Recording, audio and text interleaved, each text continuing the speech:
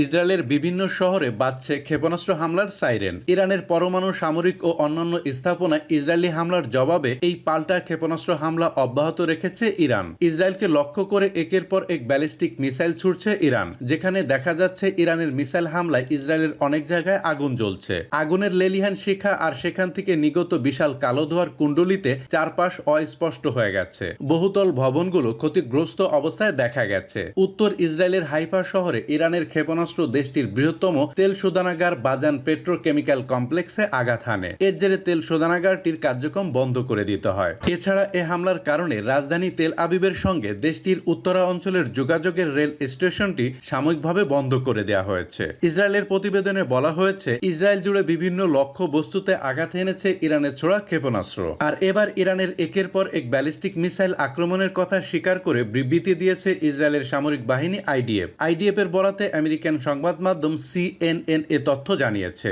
এক বিবৃতিতে আইডিএফ এর পক্ষ থেকে বলা হয়েছে, ইসরায়েলকে লক্ষ্য করে একের পর এক ক্ষেপণাস্ত্র নিক্ষেপ করছে ইরান। তেহরান থেকে নিক্ষিপ্ত একের পর এক ক্ষেপণাস্ত্রের কারণে ইসরায়েল জুড়ে সতর্কতামূলক সাইরেনের শব্দ পাওয়া যাচ্ছে। বিবৃতিতে আইডিএফ ইসরায়েলি নাগরিকদের অবিলম্বে বোম শেল্টার কেন্দ্রগুলোতে আশ্রয় নেওয়ার আহ্বান জানিয়েছে।